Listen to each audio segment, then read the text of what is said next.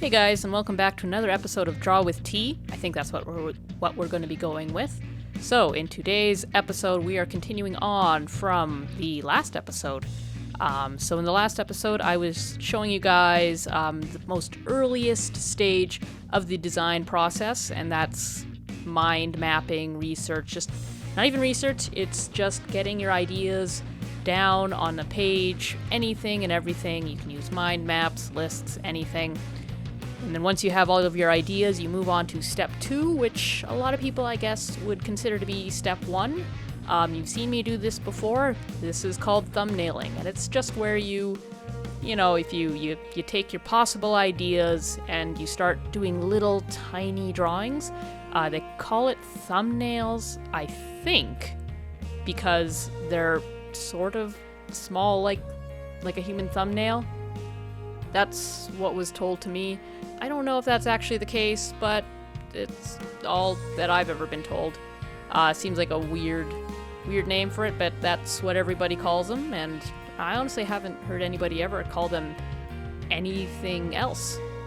Anyways, so a thumbnail is like a tiny little drawing that you do before you do a big drawing. I remember being like a new artist and being like, that's a dumb idea. If you sketch small, it's going to look bad.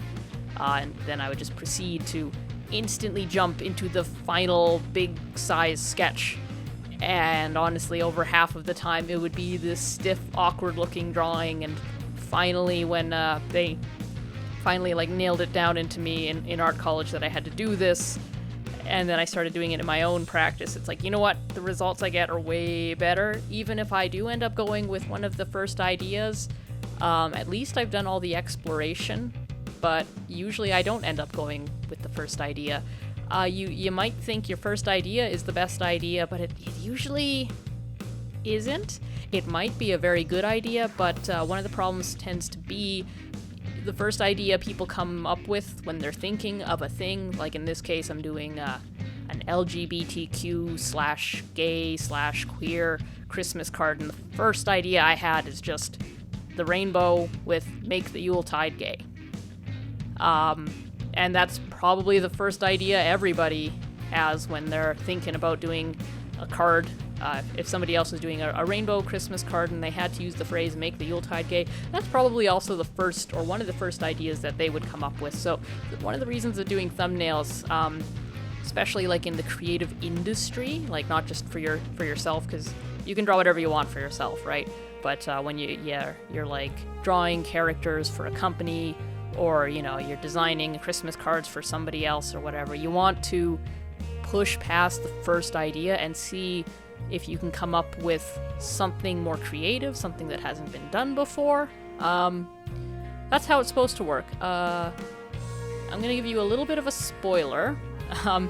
It didn't quite work out that way for me when I was doing these. I tried out a lot of ideas. You're going to be seeing me go through 3 sketchbook pages. Yeah, this is quite a full episode that we're going through. You're going to see me go through 3 sketchbook pages, going through all these various different ideas, and things might change, but I'm kind of leaning towards that. With some of my first ideas, which is, I don't know, they've been done before, but I'm approaching this card as something I would want to have, and for me, I just would really like a rainbow Christmas card that shouts "Make the Yuletide Gay," and I just want to put that, out on a shelf or, on a string, or however I decide to display my Christmas cards this year. I just want it there and just something to look at, honestly. I know a lot of other people prefer these sort of LGBTQ cards to be a little bit more subtle, but you know what? Not this year, not for me. I've never done a gay Christmas card before, and I just really wanted to do it. Last year I did a gay ornament that said "Make the Yuletide Gay," and I had so much fun doing that. I knew that this year I'd have to do a gay card. So by the time you guys are probably seeing this episode, it's probably on the later side of November. So I'm probably gonna have these cards done or nearly done or sent off to print by then. But regardless of that, I'm really interested in hearing which of these designs that you guys see on this page and on the other two that are going to be coming, I want to hear which one you really liked and why.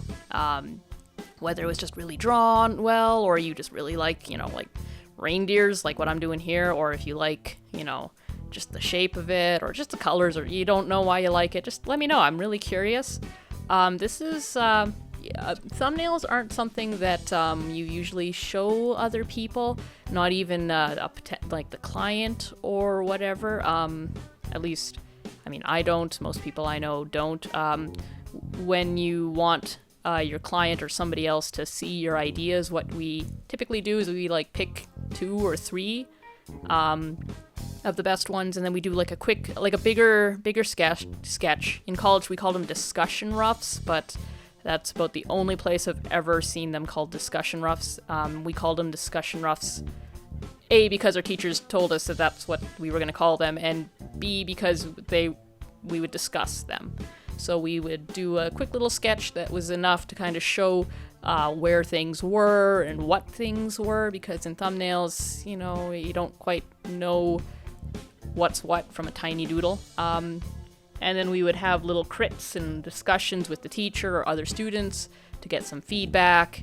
And from there, we would either, go back to the drawing board and do more thumbnails, or we would adapt another idea, like put 2 ideas together and we'd do more thumbnails, and then we'd do more discussion roughs, on and on like that until we would move on to the next phase. But thumbnails are basically just for you.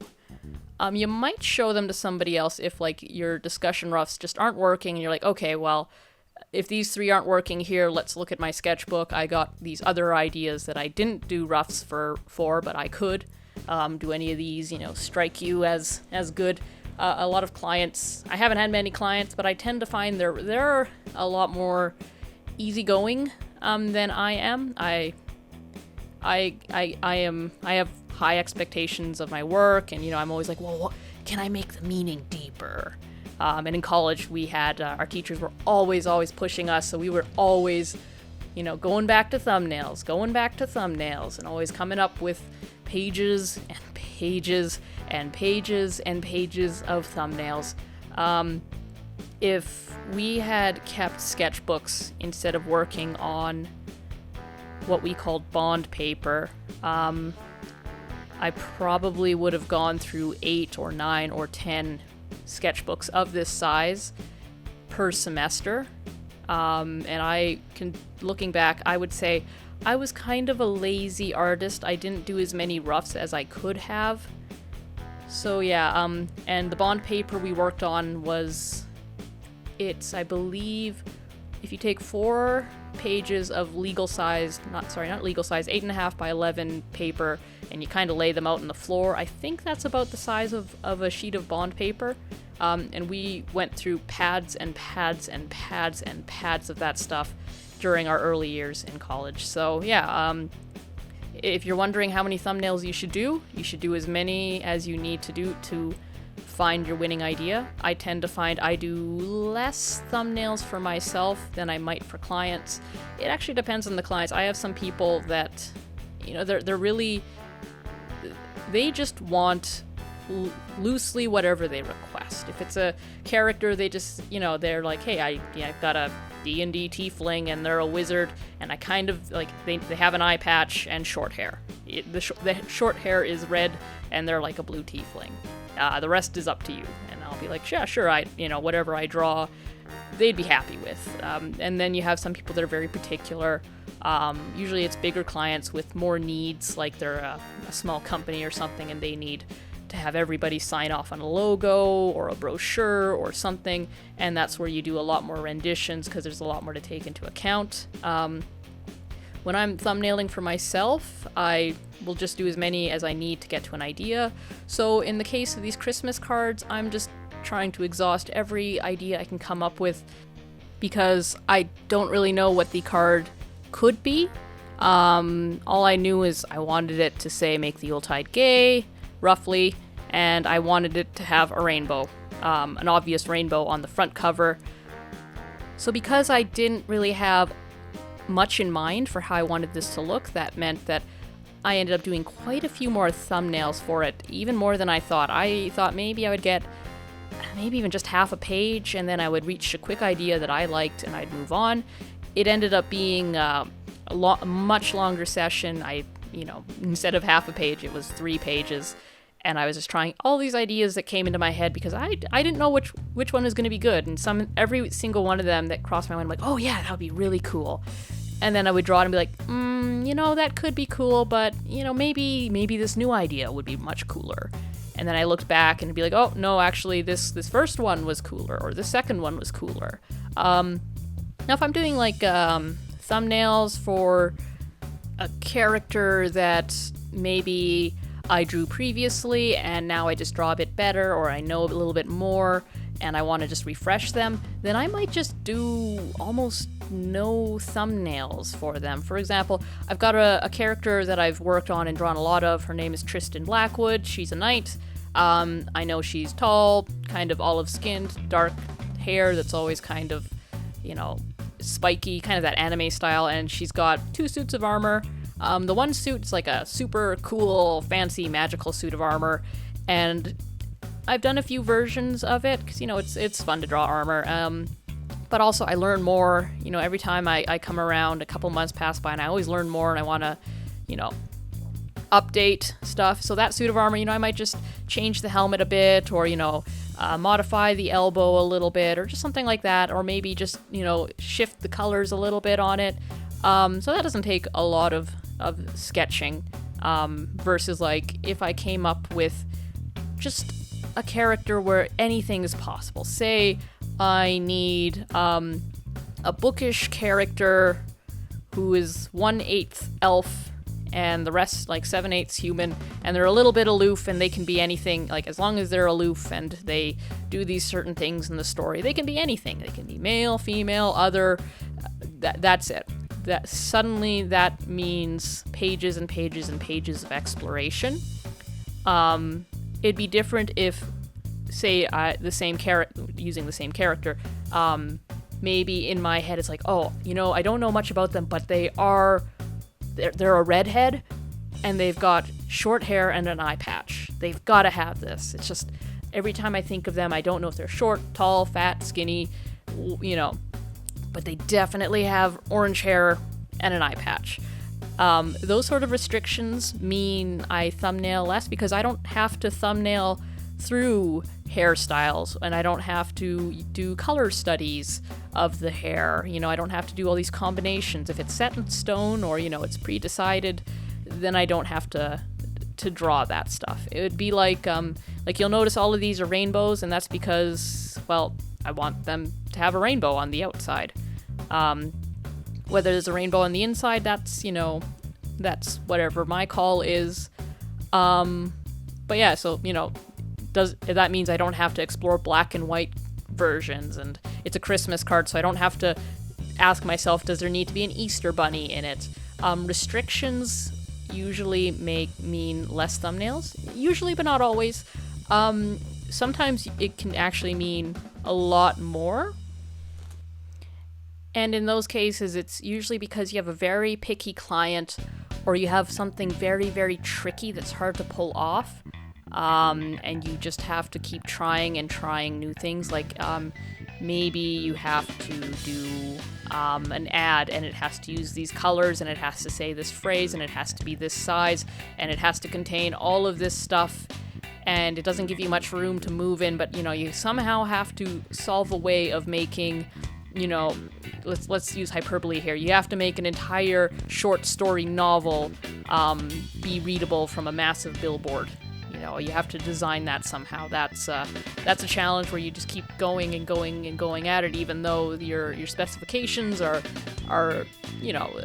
they're set in stone. There's not much wiggle room. But in most cases, if you don't have a lot of freedom, a lot of artistic freedom, then you don't have as many thumbnails to do. But if anything is possible, you could fill sketchbooks and sketchbooks and sketchbooks just on one concept. And, I'll be honest, I think I perhaps thumbnail quite a bit more than a lot of other people for a lot of other things.